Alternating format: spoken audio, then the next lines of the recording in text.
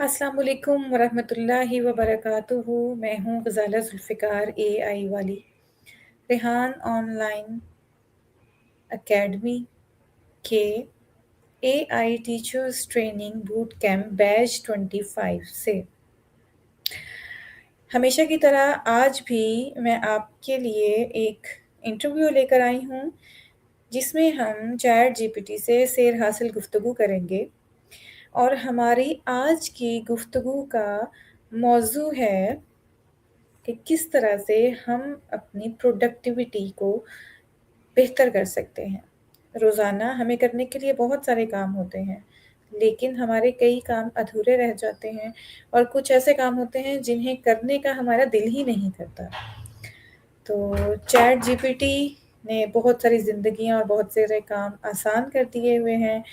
तो आइए हम चैट जीपीटी से इस मामले में भी मदद लेते हैं और पूछते हैं कि किस तरह से हम प्रोडक्टिविटी को बेहतर बना सकते हैं। मैं चैट जीपीटी को अपने साथ स्क्रीन पर लेकर आ रही हूँ।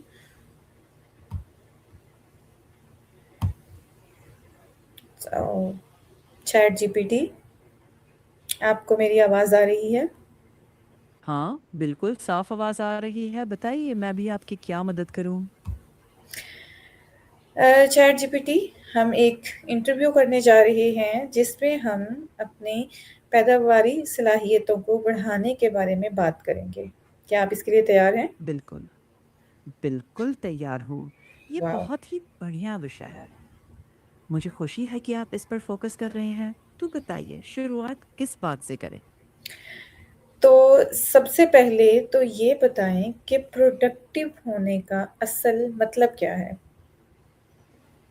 हुँ, बिल्कुल।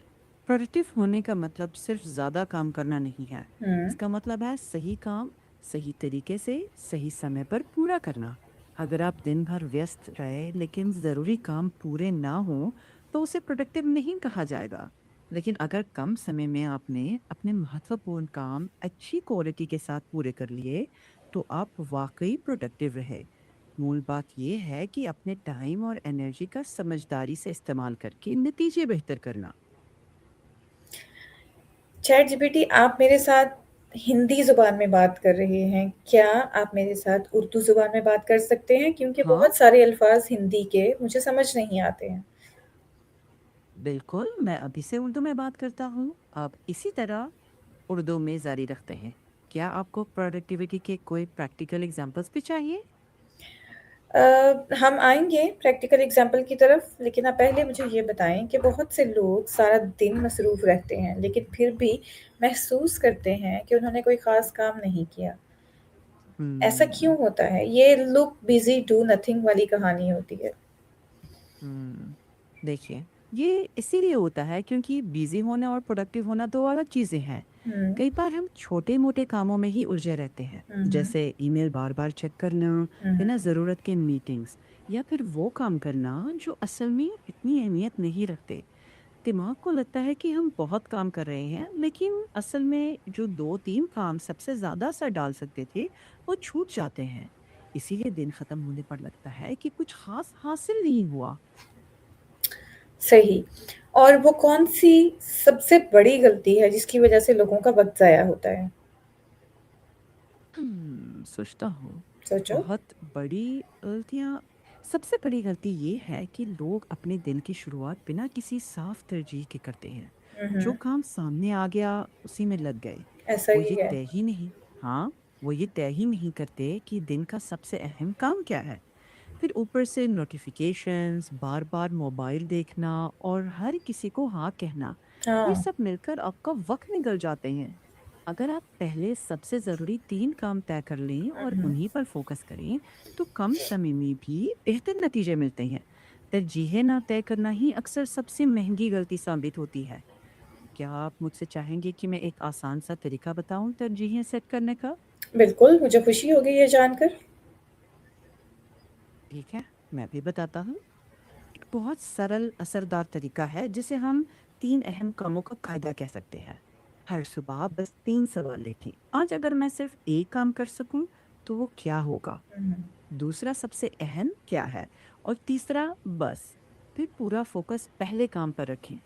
मोबाइल और छोटी-मोटी डिस्ट्रैक्शन में तब तक ना उलझें जब तक वो काम पूरा ना हो जाए। हुँ, हुँ। इससे दिन के आखिर में आपको सच में लगेगा कि आपने कुछ अहम हासिल किया है, सिर्फ वक्त नहीं गुजारा। ज़बरदस्त।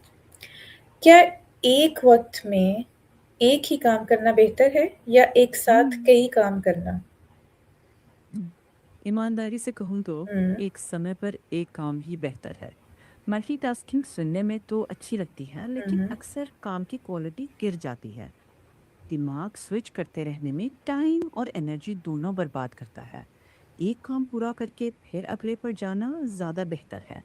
इससे फोकस गहरा होता है, नतीजे मजबूत होते हैं और दिल भी ज़्यादा संतुष्ट रहता है।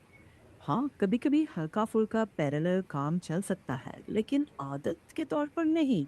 एक काम, पूरा ध्यान, बेहतर नतीजा। सिंपल और क्लीन। ज़बरदस्त। तो अगर किसी काम का दिल ना करे या अगर हम्म। किसी का दिल काम शुरू करने को ही ना करे, तो वो हाँ, टाल-मटोल की आदत कैसे छोड़ सकता है? प्रोक्रेस्टिनेशन को कैसे खत्म किया जा सकता है? देखता हूँ। हुँ, टाल मटोल से निकलने का सबसे अच्छा तरीका ये नहीं कि आप मोटिवेशन का इंतजार करें, हुँ, हुँ। बल्कि काम को इतना छोटा कर दें कि वो शुरू करना आसान हो जाए। ज़बरदस्त। मसलन पूरी रिपोर्ट लिखने के बजाय सिर्फ 5 मिनट का स्टार्ट या पहला पैराग्राफ। एक बार शुरुआत हो जाए तो दिमाग साथ देने लगता है। काम को छोटे छोटे टुकड़ों में बांट दें और हर छोटा हिस्सा पूरा होने पर अगला शुरू कर दें। प्रोडक्टिविटी का मतलब हमेशा मोटिवेटेड होना नहीं होता, अच्छा, बल्कि छोटे छोटे कदम चलते रहना होता है। लगातार किए गए छोटे प्रयास ही बड़े नतीजे लाते हैं। तो बस काम को आसान शुरू करो तो गति अपने आप बन जाती है। वॉव! तो मुझे ये बताओ कि मुझे लॉन्ड्री करने के बाद कपड़ों को सॉर्ट आउट करना, उन्हें अरेंज करके रखना बहुत मुश्किल टास्क लगता है। लाइक मैं कपड़े धो सकती हूँ, 3 से 4 दफ़ा लॉन्ड्री कर सकती हूँ, लेकिन उस पूरे ढेर को उठाना, उसको आयरन करना और फिर उसको सँभालना, ये मेरे लिए एक बहुत बड़ा टास्क होता है, जिसको मैं डिले करती जाती हूँ, टाल-मटोल से काम लेती जाती हूँ। तो इस आदत को किस तरह से बेहतर किया जा सकता है? हम्म बहुत अच्छा और रियल एग्जाम्पल है। हाँ। अक्सर मुश्किल कपड़े समेटना और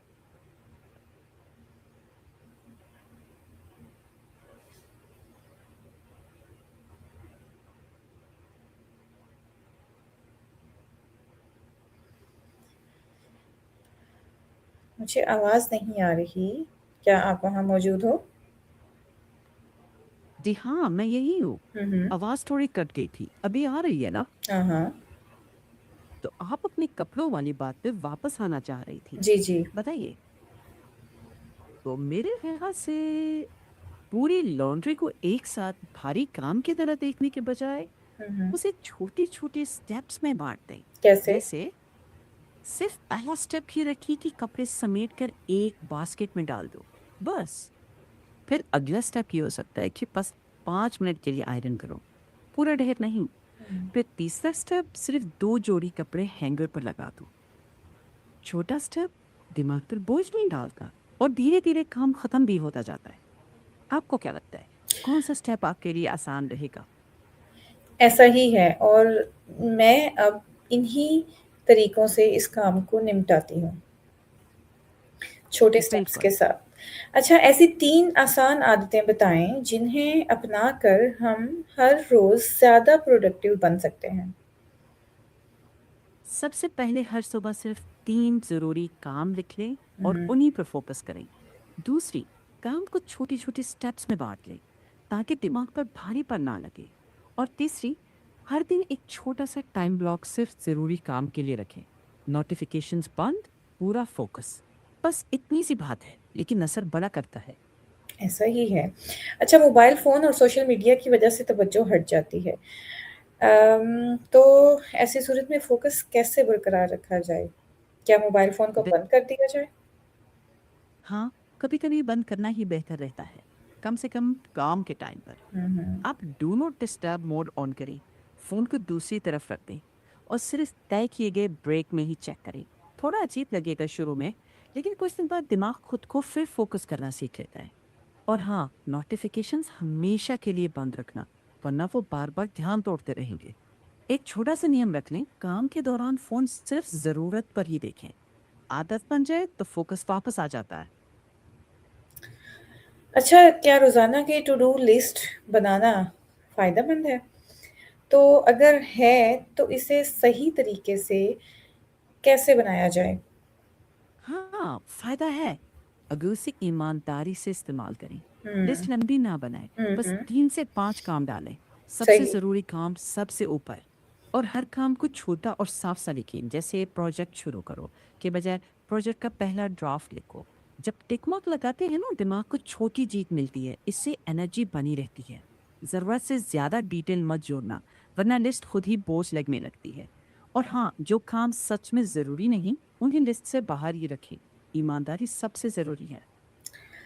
हाँ, ये जो टिक लगाना और दिमाग को छोटी जीत का पैगाम मिलना, ये एक बहुत ही फ़ायदेमंद चीज़ है, मुझे ऐसा लगता है। बिल्कुल, बिल्कुल सही लग रहा है आपको। छोटी जीतें दिमाग को बताती हैं कि हम सही रास्ते पर हैं। इससे अगला स्टेप लेने का मन भी बनता है। प्रोडक्टिविटी कोई हीरोइक छलांग नहीं, ये छोटे-छोटे कदमों की कतार है। बस चलते रहे। सही। अगर हमारे पास बहुत सारे काम हों और समझ ना आए कि पहले कौन-सा करें, तो हमें क्या करना चाहिए? पहले तो सारे कामों को एक जगह लिख लें, फिर हुँ, सिर्फ 2 सवाल पूछें। क्या ये काम आज ही ज़रूरी है? और क्या इसे टालने से सच में नुकसान होगा? हुँ, हुँ, जो काम इन दोनों सवालों में ऊपर निकल आए, उसे हुँ। पहले करें।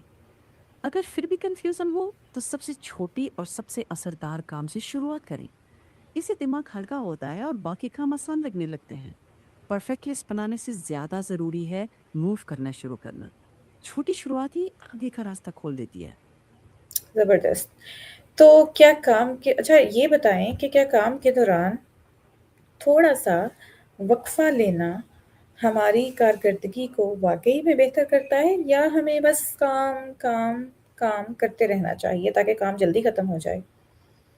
ब्रेक लेना वाकई फायदा करता है, बस सही तरीके से। दिमाग मशीन नहीं है, लगातार दबाने से वो धीमा हो जाता है। हुँ, छोटे छोटे ब्रेक जैसे 5 मिनट 2-3 घंटे बाद दिमाग को रिफ्रेश कर देते हैं। बस ब्रेक का मतलब फोन स्क्रॉल करना नहीं होता। हाँ। बेहतर है, जी बेहतर है थोड़ा टहल लें, सांसें गहरी लें, पानी पी लें। ये छोटे ब्रेक फोकस को रिचार्ज करते हैं। लंबी दौड़ में काम की स्पीड और क्वालिटी दोनों बढ़ती है। लगातार काम करते रहना अक्सर थकान और गलतियों को बढ़ाता है, फायदेमंद कम होता है। तो क्या अच्छी नींद हमारी प्रोडक्टिविटी पर असर रखती है और अगर रखती है तो कितना? बहुत असर रखती है। सच कहूँ तो नींद प्रोडक्टिविटी की नींव है। अगर नींद ठीक ना हो तो फोकस, मूड और मेमोरी तीनों गिर जाते हैं। सही नींद के साथ दिमाग तेज चलता है, फैसले बेहतर होते हैं और ठहर भी बना रहता है। नींद को स्किप करना या बहुत कम करना सीधे सीधे अगले दिन की क्वालिटी खराब कर देता है। हुँ, अच्छी नींद को प्रायोरिटी दे, उसी आलस ना समझे। ये प्रोडक्टिविटी का पहला स्टेप है, आखिरी नहीं। दिमाग आराम मांगता है, तभी वो तेज चलता है। अच्छा तो क्या आप यानी चैट जीपीटी हमारी वक़्त बचाने और ज़्यादा काम करने में मदद कर सकता है? बिल्कुल कर सकता है, लेकिन सिर्फ तब जब आप मुझे सही दिशा में इस्तेमाल करें। जैसे ड्राफ्ट लिखवाना, आइडियाज जनरेट करना, लंबा रिसर्च सारांश समझना, सोशल मीडिया पोस्ट के कैप्शंस बनाना। बस सोच ये रखिए कि कंट्रोल आप ही हाथ में है। मैं सिर्फ मेहनत का बोझ हल्का करने का औजार हूँ। असली समझ, फैसला और जिम्मेदारी फिर भी आपकी है। इस्तेमाल समझदारी से करें तो वक्त सच में बचता है। बिल्कुल सही कहा।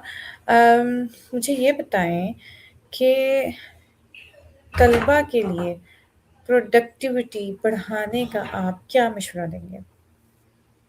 आसान और प्रैक्टिकल जैसे छोटे छोटे एक्सपेरिमेंट।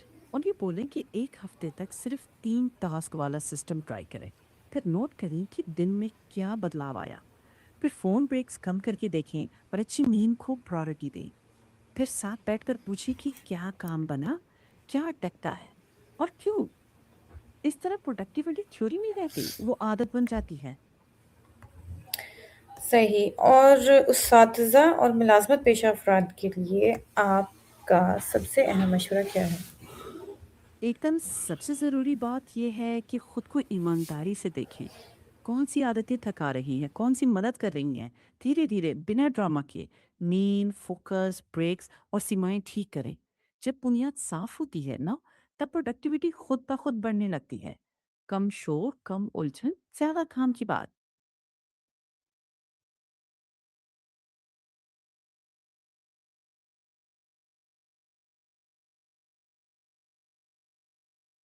अभी फोन साइड में रखें, कागज लें और सिर्फ 3 काम लिखें जो आज के दिन में सच में मैटर करते हैं। फिर पहला काम अभी शुरू करें, चाहे 5 मिनट ही। बस शुरुआत कर दें। परफेक्शन नहीं, सिर्फ मूवमेंट चाहिए। एक कदम, फिर दूसरा, फिर तीसरा। बस आज से ही।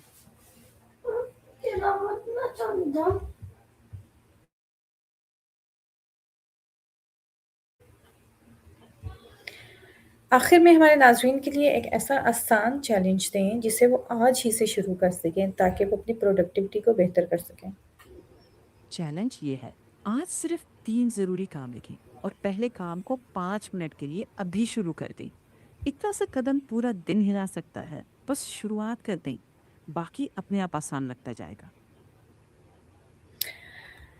बहुत अच्छी गुफ्तगू रही आपके साथ और बहुत सारी चीज़ें मुझे क्लियर हो गईं, मेरे लिए आसान हो गईं। हाँ, अपने दिन को बेहतर बनाया जा सकता है, प्रोडक्टिविटी को बढ़ाया जा सकता है, अगर हम इन सब टिप्स पर अमल करें। बिल्कुल, और सबसे बढ़कर अपने आप पर दया रखें। हर दिन परफेक्ट नहीं होगा, बस हुँ, थोड़ा थोड़ा बेहतर होता रहेगा। यही कंसिस्टेंसी असली जीत है। बस चलते रहें। बहुत शुक्रिया। मैं आपको दोबारा फिर ज़हमत दूँगी किसी नए टॉपिक के साथ। तब तक के लिए खुदा हाफ़िज़।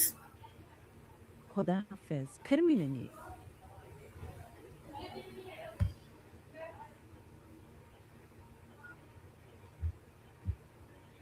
तो नाज़रीन, ये था चैट जीपीटी हमारे साथ और हमें ये बता रहा था कि अपनी पैदावारी सलाहियतों को हम कैसे बेहतर बना सकते हैं, अपने दिन को कैसे बेहतर अंदाज में कारआमद बना सकते हैं। हमें रोज़मर्रा के मामलात में ऐसी सूरत हाल का सामना करना पड़ता है जब हमारे काम बहुत ज़्यादा बढ़ जाते हैं और समझ नहीं आता कि उसे कहाँ से शुरू किया जाए।